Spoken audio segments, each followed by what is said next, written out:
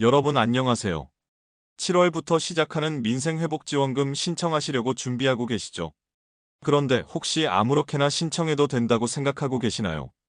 절대 그러시면 안 됩니다. 요즘 민생회복지원금 관련 뉴스나 기사가 끊이지 않고 있는데요. 얼마를 받고, 어디서 받고, 심지어 받으면 안 된다고 주장하는 사람들까지 관련 뉴스가 매일매일 나오고 있습니다. 그런데 이런 민생회복지원금 절대 신청하기를 클릭하면 안 됩니다. 요즘 어르신뿐만 아니라 젊은 세대들까지도 신청하기를 눌러서 오히려 내 돈을 잃고 있는 분들이 속수무책으로 당하고 있어요. 이렇게 당하는 사람이 없도록 주변 사람들에게 꼭 공유해주세요. 내용을 시작하기 전 아직 구독과 좋아요를 누르시지 않으신 분이라면 앞으로 이런 위험한 것들을 바로 체크하실 수 있도록 구독과 좋아요, 알림 설정 공유까지 해주세요. 안녕하세요. 저는 시니어 분들을 위한 정보를 전달하는 김현철입니다. 얼마 전에 저희 어머니께서 너무 당황스러운 일을 겪으셨어요. 어머니께서 평소처럼 핸드폰으로 뉴스를 보고 계시는데 민생회복지원금 관련 기사가 뜨더래요. 호기심에 클릭해서 읽어보시다가 기사 아래쪽에 있는 지금 바로 신청하기 버튼을 눌러보셨대요. 그런데 이상하게도 휴대폰 번호와 인증번호를 입력하라고 나오더라고요. 처음엔 정부에서 하는 거니까 당연히 본인 확인을 해야겠구나 생각하셨다고 해요. 그래서 번호를 입력하고 인증번호까지 받아서 입력하셨는데요. 그 다음에 뜬 화면이 이상했어요. 휴대폰 가족보호 서비스에 가입되었습니다라는 메시지가 뜨더래요. 어머니께서는 이게 뭐지? 나는 지원금 신청한 건데 하시면서 당황하셨어요. 그리고 며칠 후에 휴대폰 요금 고지서를 보시니까 월 8,000원짜리 서비스 요금이 추가로 나와 있었던 거예요. 어머니께서 저한테 전화하셔서 현철아, 내가 지원금 신청하려다가 이상한 거에 가입된 것 같아. 어떻게 하지?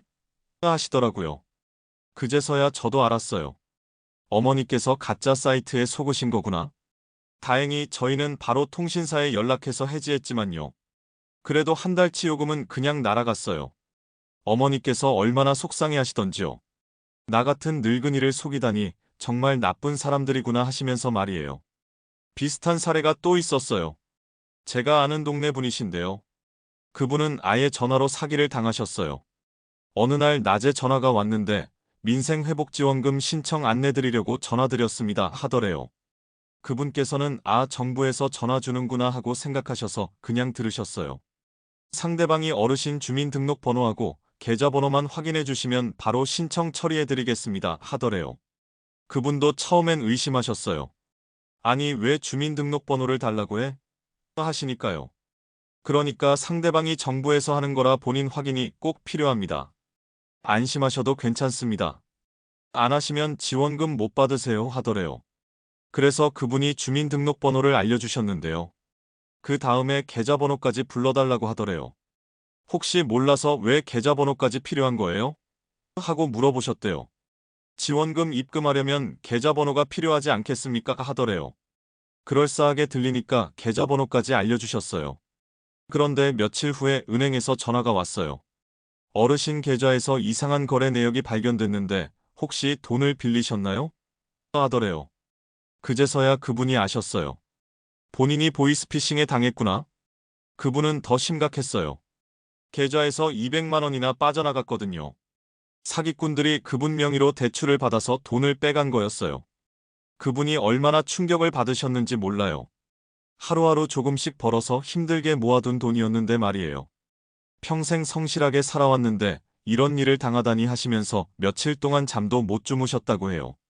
다행히 은행에서 도와줘서 일부는 돌려받으셨지만 전부 돌려받지는 못했어요.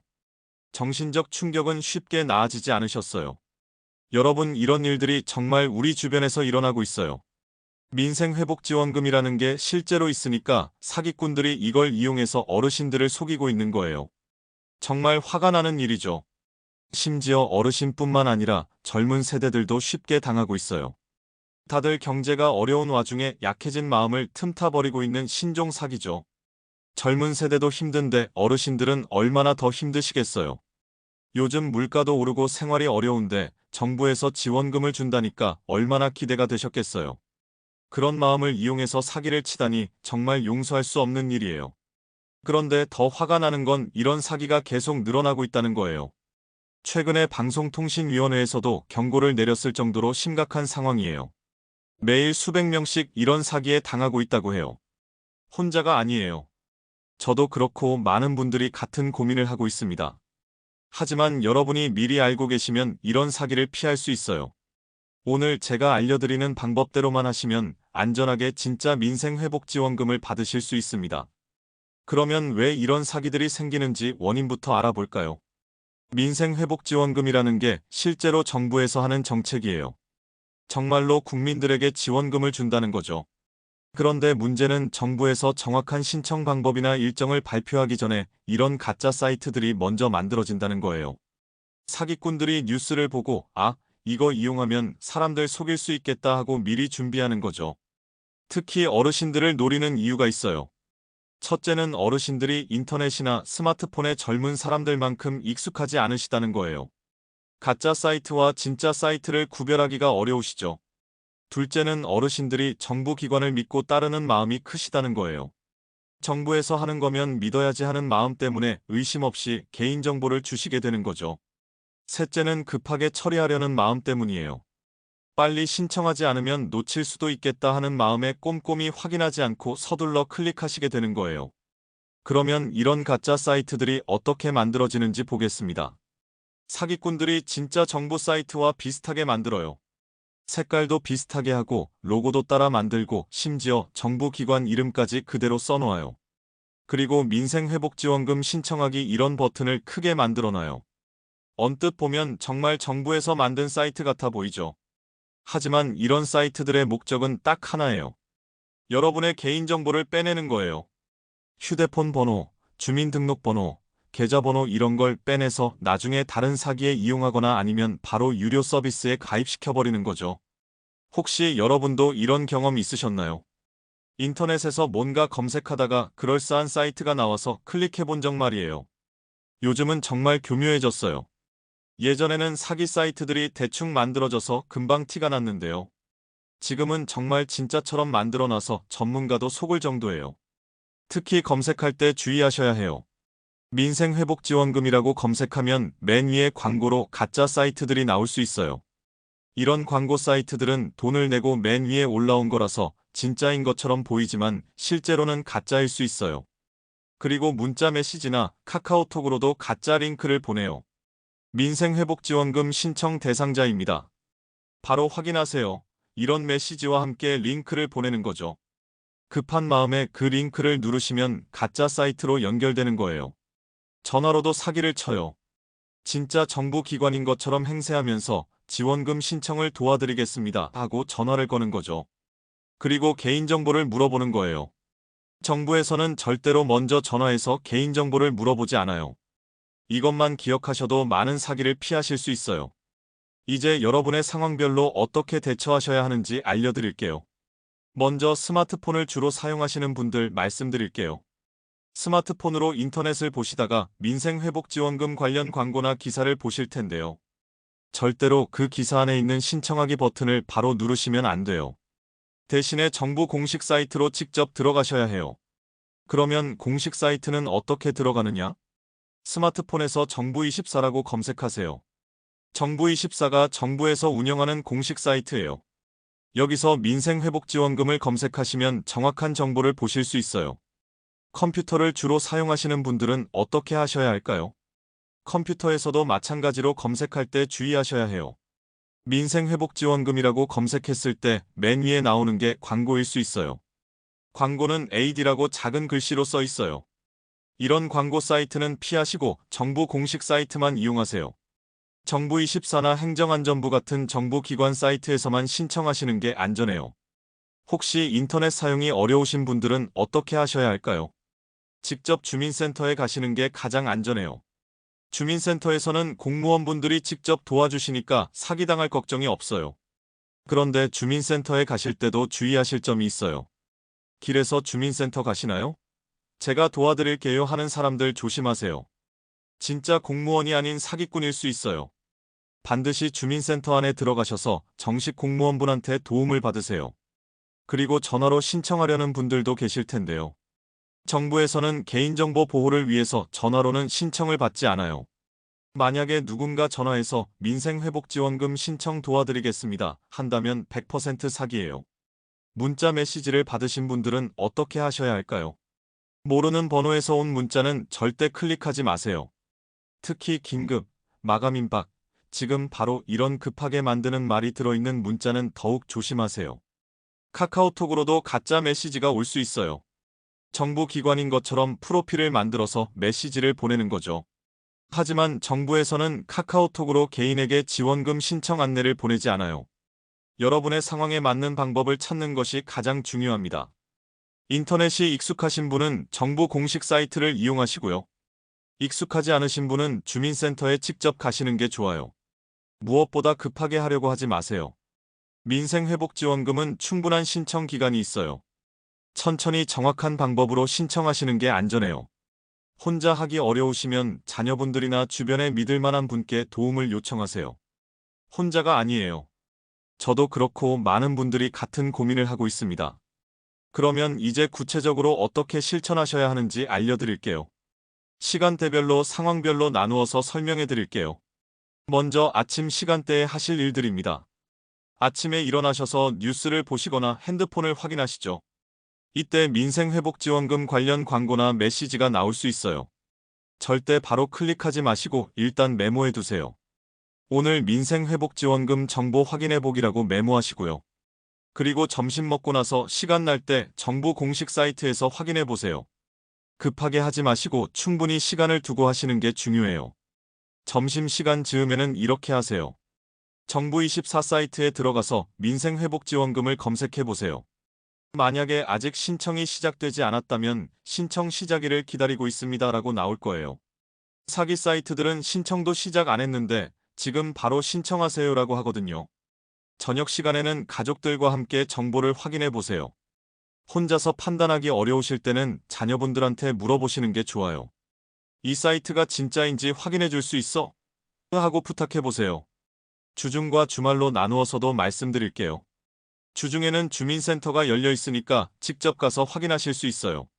민생회복지원금 신청 어떻게 하는지 알려주세요 라고 물어보시면 친절하게 알려주실 거예요. 주말에는 주민센터가 문을 닫으니까 온라인으로 정보만 확인하세요. 실제 신청은 주중에 주민센터에서 하시거나 정부 공식 사이트에서 하시는 게 좋아요. 그리고 단계별로 실천하는 방법도 알려드릴게요. 1단계는 정보 수집이에요. 정부24, 행정안전부, 기획재정부 같은 정부기관 사이트에서만 정보를 확인하세요. 개인 블로그나 카페 글은 잘못된 정보가 있을 수 있어요. 2단계는 신청 자격 확인이에요. 본인이 정말 신청 대상인지 확인해 보세요. 나이, 소득, 거주지 같은 조건들을 꼼꼼히 확인하시는 게 중요해요. 3단계는 필요한 서류 준비예요. 주민등록증, 통장 사본 같은 서류들을 미리 준비해 두세요. 급하게 준비하다가 실수할 수 있으니까 여유 있게 준비하시는 게 좋아요. 4단계는 실제 신청이에요. 정부 공식 사이트나 주민센터에서만 신청하세요.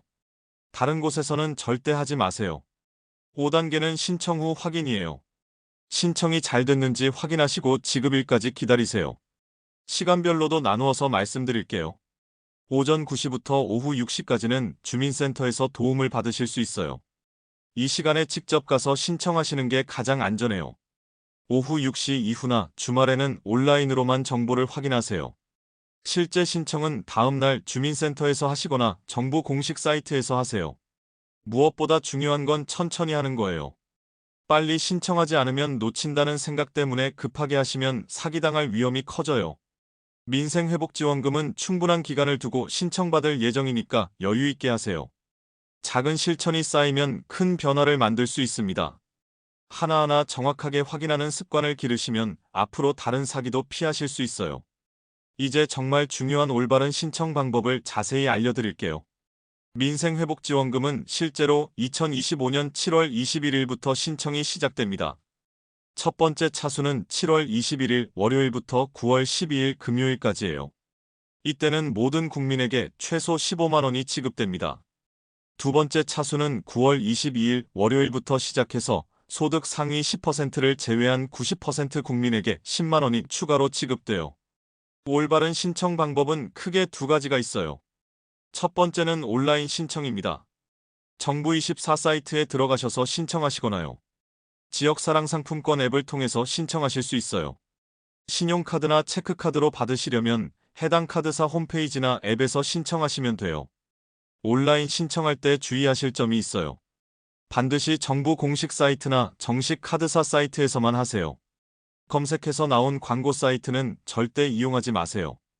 두 번째는 오프라인 신청입니다. 주민센터에 직접 가셔서 신청하시는 방법이에요. 이 방법이 가장 안전하고 확실해요. 공무원분이 직접 도와주시니까 실수할 염려도 없고요. 주민센터에 가실 때는 신분증과 통장을 가져가세요. 그리고 민생회복지원금 신청하러 왔습니다 라고 말씀하시면 친절하게 안내해 주실 거예요. 신청할 때 받는 방법도 선택하실 수 있어요. 지역사랑 상품권으로 받으시거나요. 신용카드나 체크카드 포인트로 받으시거나요. 선불카드로 받으실 수도 있어요. 어떤 방법이 좋을까요? 지역사랑 상품권은 동네 가게에서 쓰실 수 있어서 좋아요. 카드 포인트는 평소 쓰시던 카드에 충전되니까 편리하고요. 선불카드는 별도로 카드를 받아서 쓰시는 방법이에요.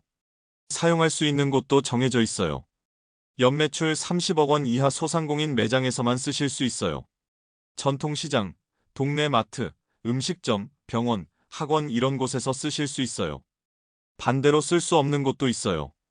백화점, 대형마트, 명품 매장, 온라인 쇼핑몰에서는 쓸 수 없어요. 유흥업소에서도 당연히 쓸 수 없고요. 신청할 때 첫 주는 요일제가 적용돼요. 7월 21일부터 25일까지는 출생연도 끝자리에 따라서 나누어서 신청해요. 월요일은 16으로 끝나는 분들이요. 화요일은 27로 끝나는 분들이에요. 수요일은 38로 끝나는 분들이고요. 목요일은 49로 끝나는 분들이에요. 금요일은 50으로 끝나는 분들이 신청하시면 돼요. 주말에는 온라인으로 누구나 신청 가능하고요.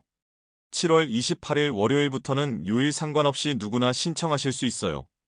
혹시 거동이 불편하신 분들은 어떻게 하시냐고요? 찾아가는 신청 서비스도 있어요. 주민센터에 전화하셔서 집에 와서 신청 도와달라고 하시면 직접 와서 도와주신다고 해요. 이런 증상은 꼭 주민센터에서 확인해야 하지만 너무 걱정하실 필요는 없습니다. 인터넷 신청이 어려우시거나 혼란스러우시면 언제든지 주민센터에 가서 도움을 받으세요. 정부에서는 충분한 기간을 두고 신청을 받을 예정이니까 급하게 하지 마시고 정확한 방법으로 신청하시기 바래요. 지금까지 민생회복지원금 올바른 신청 방법에 대해 말씀드렸는데요. 내용이 도움이 되셨다면 구독과 좋아요 부탁드려요. 앞으로도 놓치기 쉬운 복지 정보, 꼭 필요한 생활 혜택들 정확하게 알려드리는데 큰 도움이 됩니다. 주변 어르신들께도 이 영상을 꼭 공유해주세요. 놓치면 정말 아쉬운 정보니까요. 마지막으로 모르는 부분이 있으시면 댓글을 남겨주세요. 제가 아는 부분에서 최대한 도와드릴게요. 오늘도 건강하고 따뜻한 하루 보내세요. 감사합니다.